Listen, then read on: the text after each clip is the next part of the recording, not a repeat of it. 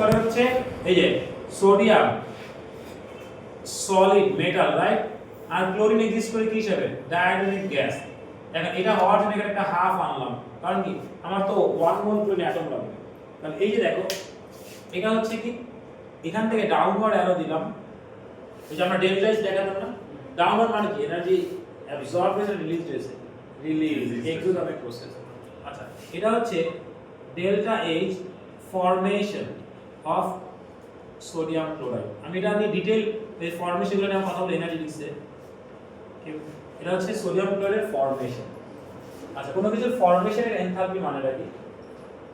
1 মোল এটা আয়নিক বা কোয়ালিটি যে কোনো কিছু, 1 মোল কোনো কম্পাউন্ড ফর্ম করবে from its element under standard condition।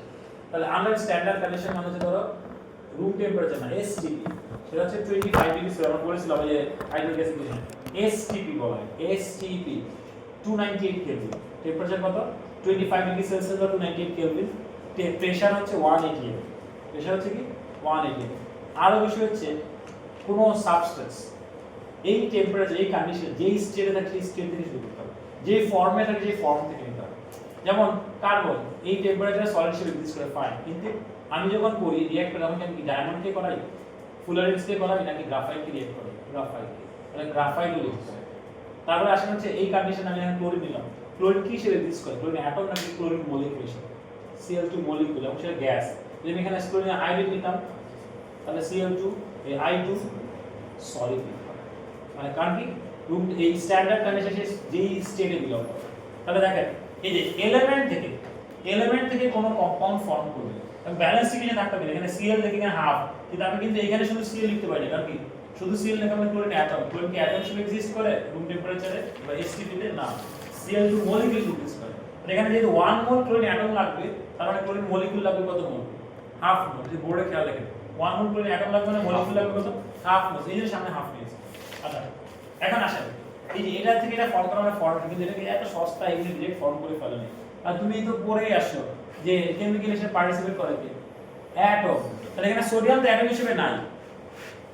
তুমি বলতে পারো যে স্যার সোডিয়াম তো অবশ্যই অ্যাটম হিসেবে আছে। না স্যার, কই অ্যাটম? এটা তো আয়ন হিসেবে আছে, lattice ion, regular atom. Sodium atom হিসেবে নাই, ক্লোরিন অ্যাটম হিসেবে নাই।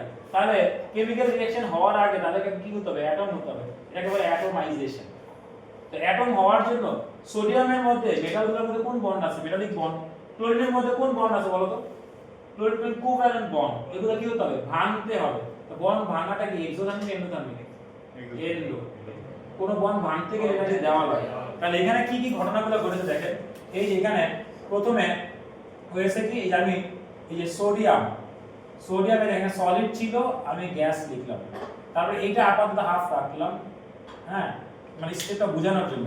তাহলে এটা হচ্ছে কি, এটা হচ্ছে তোমার delta H atomization of sodium.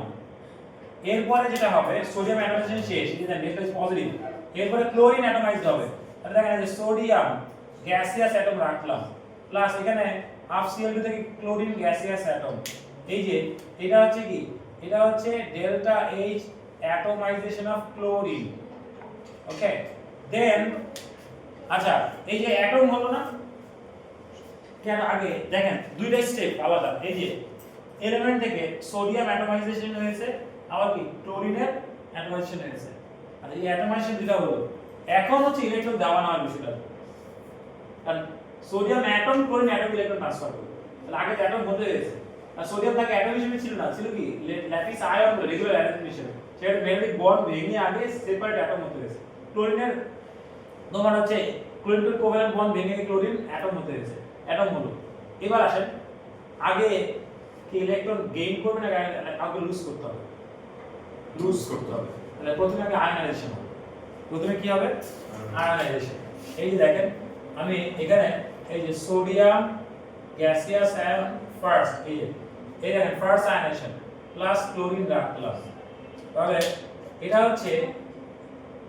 হচ্ছে first IE ionisation energy of sodium. আচ্ছা হলো, আয়নাইজেশন হয়েছে। আচ্ছা এবার আসেন আয়নাইজেশনের পরে সোডিয়াম যদি ছেড়েছে, এখন ক্লোরিন গেইন করতে পারবে। তো গেইন করাটাকে কি বলা হয়? Electron affinity. কি বলা হয়? Electron affinity. এবং একটা মনে রাখো, শুধুমাত্র ফার্স্ট ইলেকট্রন অ্যাফিনিটি হচ্ছে এক্সোথার্মিক, বাকি সবগুলো হচ্ছে এন্ডোথার্মিক। তাহলে এটা যেহেতু, এবং যদি ফার্স্ট প্লাস সেকেন্ড দুটো একসাথে হয় তাহলে কি হবে? এন্ডো হবে। মানে অনেক সময় ডায়াগ্রামে দুটো একসাথে দেওয়া থাকে। ধরো ফার্স্ট, আমি একটা ডেটা দিয়ে বলি, ধরো ফার্স্ট ইলেকট্রন অ্যাফিনিটি হচ্ছে মনে করো -500, মনে করো -500। ওই একই এলিমেন্টের সেকেন্ড ইলেকট্রন অ্যাফিনিটি হচ্ছে +700। তাহলে ওভারঅল ফার্স্ট প্লাস সেকেন্ড করলে কত হবে? +200। ক্লিয়ার? তারপরে থার্ডটা কি আরো বেশি এন্ডোথার্মিক, মানে সাকসেসিভ আয়নেশন। ইলেকট্রন অ্যাফিনিটি কি স্ট্যাগিং ফ্যাক্টর হবে, মানে যখন এন কি আগে। আচ্ছা, ইলেকট্রন অ্যাফিনিটি হচ্ছে যখন কোনো অ্যাটম ইলেকট্রন গেইন করে গ্যাসিয়াস নেগেটিভ আয়ন ফর্ম করে। গ্যাসিয়াস অ্যাটম ইলেকট্রন গেইন করে গ্যাসিয়াস আয়ন, তাহলে সে যে ইলেকট্রন গেইন করবে, সে গেইন করার জন্য কাউকে তো ছাড়তে হবে, তার মানে আগে আয়নাইজেশন হবে কারণ। এই জন্য সোডিয়ামের আগে আয়নাইজেশন হয়েছে। এখন হচ্ছে ক্লোরিন, তখন কি সোডিয়াম যদি ছেড়ে দিয়েছে ইলেকট্রন, এখন ক্লোরিন গেইন করতে হবে। তাহলে এই জন্য ইলেকট্রন অ্যাফিনিটি। তাহলে এখানে দেখেন, এই যে আমি এই যে এখান থেকে আসলাম, এখান থেকে এই যে sodium gaseous ion plus chloride gaseous ion, এই যে এটা হচ্ছে তোমার কি বলি first EA, electron affinity of chlorine. Okay, আচ্ছা এটা হলো। এইবার হচ্ছে এই যে এখান থেকে এটা বাবা, this is delta H lattice.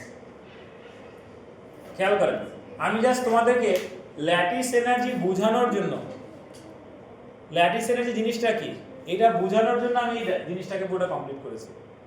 তাহলে এই যে এখান থেকে এই গ্যাসিয়াস আয়ন যে হলো, ইলেকট্রন গেইন লুজ, মানে আয়নাইজেশন অ্যাফিনিটি সব প্রসেস, এই যে এখান থেকে ল্যাটিস ফর্ম করবে। গ্যাসিয়াস আয়ন থেকে এই যে আয়নিক সলিড, এই স্টেপটা এখানে এনার্জি রিলিজ, এটাকে বলে ল্যাটিস এনার্জি বা ল্যাটিস এনথালপি। এই পার্টটা। তাহলে এখন তোমার ইকুয়েশন যে লিখতে বলে, সোডিয়াম ক্লোরাইড এর ল্যাটিস এনার্জি ইকুয়েশন লিখি, আসলে বড় ইকুয়েশন লিখো। তাহলে sodium chloride lattice energy equation কি হবে? এই দেখেন, sodium gaseous ion chloride gaseous ion, তোমার এখান থেকে হবে NaCl সলিড।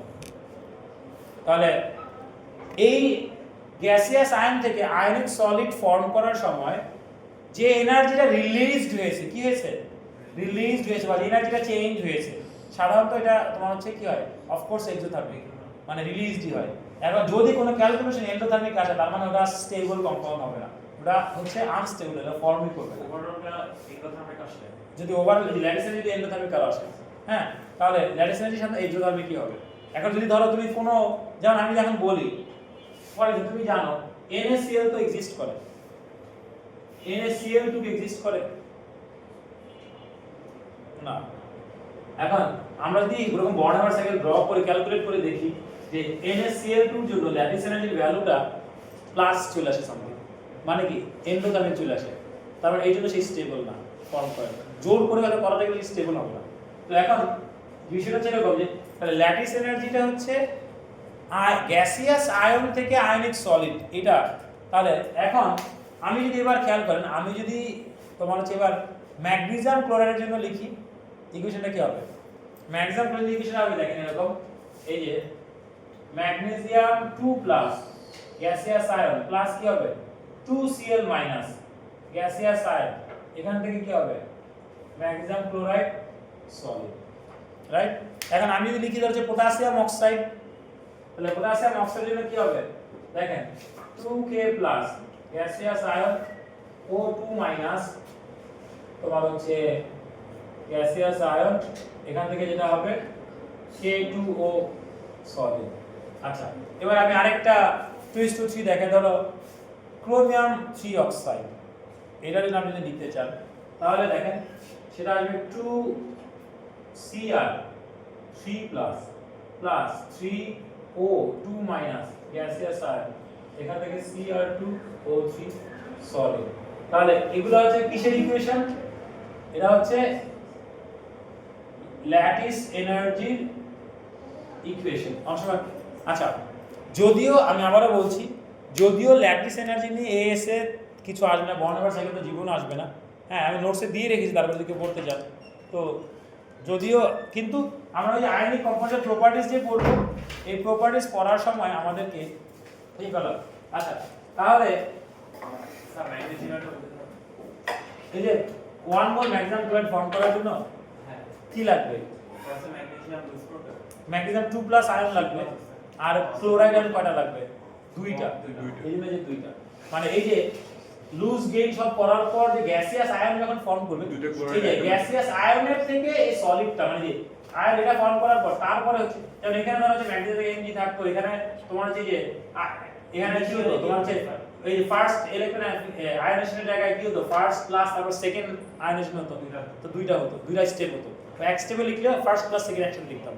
এরকম আবার এখানে আবার হচ্ছে যে ক্লোরাইডের আবার ফার্স্ট ইলেকট্রন অ্যাফিনিটি এটা আবার টুয়াইস হতো, কারণ কি দুইটা ক্লোরাইড আয়ন হতো, ওইটা আমি করতাম।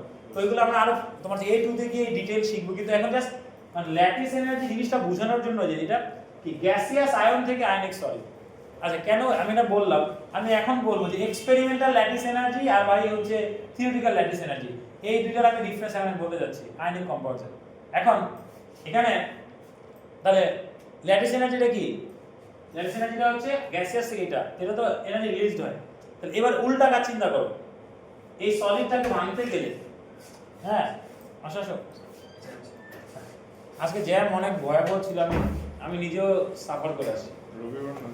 না, আজকে এইচএসসি পরীক্ষা, মানে আমি যখন বের হয়েছি শেষ কবে? মানে 31 তারিখে শেষ। এই যে আজকে পড়েছি, আজকের পড়া মনে করো বিজ্ঞানের সামনে এখন মানে কোন দিক দিয়ে ঢুকি, যেদিক দিয়ে ঢুকি মনে করো ইভেন রাস্তায় জ্যামের জন্য তো যে অফিসের সামনে